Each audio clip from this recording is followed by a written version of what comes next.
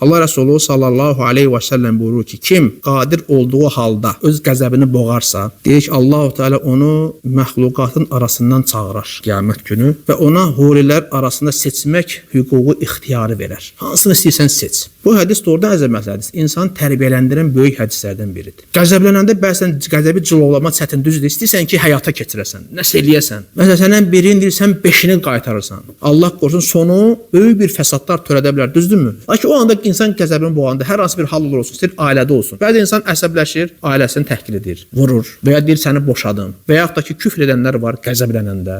Deyir ki, bax, insan qəzəbləndə gərək qəzəb boğmağa çalışır. Bu cür hədislər kömək edir insanı tərbiyələndirməyə.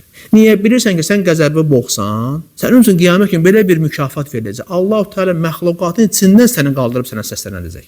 Ey filankəs oğlu filankəs, adla deyəcək. Qalx, seç, istədiyin hurilərdən istədiyini seç. İnsana şərəfdir yoxsa yox, fəxrdir yoxsa yox. Vallahi fəxrdir.